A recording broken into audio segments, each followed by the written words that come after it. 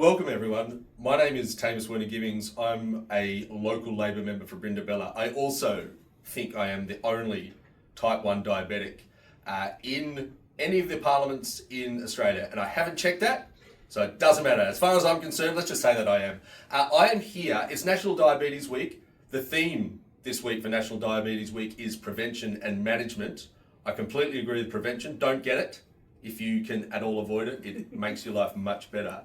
But I am here because, I'm here with Lia and Josh. Lia reached out to me. I'm not going to explain why they're here. They're going to explain why they're here. Lia, thanks very much for getting in contact.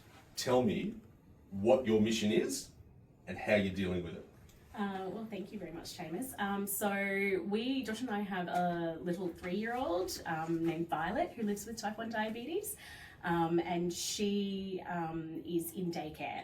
And along with all the other challenges that go along with living with type 1, and particularly for really little people, daycare can be pretty challenging. So basically why we're here is we're wanting to hopefully make a little bit of change in the system, and we're advocating for some extra support for children living with medical conditions in daycare centres like type 1 diabetes. And hopefully that would be in the form of some mandated training and education, but also extra support, so aids and things like that. So, yeah. That was brilliant. You've just peeled that off. Josh, the interesting thing that you mentioned, we were just having the conversation, which I was not aware of, is the extraordinary growth in the cohort of youngsters being diagnosed with type 1 diabetes. What are the numbers? So in the last 5 years, it's almost doubled in terms of diagnosis. Partially population growth, partially just better awareness and sort of earlier identification. Partially just an increase in the numbers, but it makes up about 25% of the cohort of the under 5s. Currently, that's an unsupported group compared to the older children. So it's an important sort of area to target, and it's sort of our focus given violence early age. So, yeah. Well, I mean, you just did say why you're here, and that was an excellent summation. So there is work that we are going to be doing together from now on, finding out what are the opportunities for policy in the ACT, and also working perhaps a bit more annoyingly on my behalf federally. But you guys do a lot.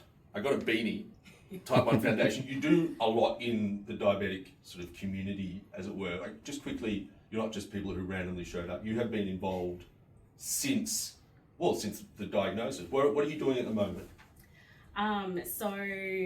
Josh is doing something newly elected chair. Yeah, so I'm newly elected as the chair of the Type 1 Foundation, which is an amazing grassroots organisation started in Victoria by Angela McCauley. She's a Type 1 mum herself, and really amazing grassroots organisation that really focuses on the support and the care of those with Type 1, but also their families and the people that get affected in a diagnosis more generally. So. And Lia?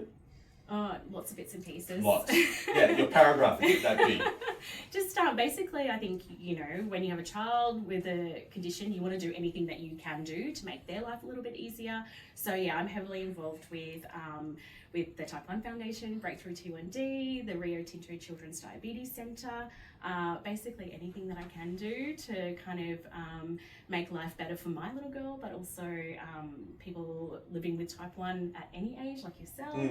And supporting Josh to head off to do his second trek to Kokoda for type 1 awareness. And they invited me. Yes. So our next piece of content is going to be from the top of the Stanley Range.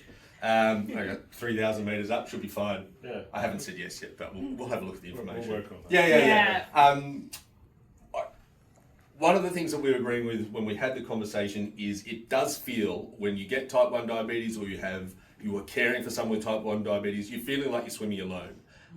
You're not. You are going through exactly the same thing that so many other people are or have. You're just, you're doing it in your own way. The really important part about it is reaching out and finding people who are suffering the same issues and learning what they've done or how they deal with it, comparing, contrasting, improving or changing. But like you actually haven't said how people you have. Like you have an Instagram journey, you have ways that people can reach out to you and ask you questions. Maybe this is a good little bit of advertising. We'll put it as well in the links, but talk, like how can people find out what you're doing, be part of the movement? Yeah. So I share, I guess, our family's journey on Instagram at oursweet.type1. And that basically started with wanting to share Violet's diagnosis. She was diagnosed at 11 months old, so a lot of people aren't aware of, that babies can even be diagnosed with type 1 diabetes. So the signs and symptoms maybe are a little bit more hidden, a little different. So I started out doing that. And for me, as I was telling you before, this page has really given me a connection to the type 1 world, and literally I speak to families, mums all over the world. We're everywhere. Wherever, yes. Well, I'm not specifically, but families like us and you, we are everywhere. Yep. And so it's been really nice to kind of see how things operate in different countries, but also know that you've got that community out there. And I think if there's a negative to type 1, it's pretty obvious, but the positive to type 1 is the community. We're very, very lucky and very, very grateful to be a part of that part of it. Brilliant. And if any of my many hundreds of followers want to reach out, Type 1 Foundation, where is that best contacted? On the website, so if you Google Type 1 Foundation, there's a bunch of contacts on there. There's a bunch of events that happen around Australia, different sort of local community things, so they're all listed up on there as well, including the Kokoda Trek.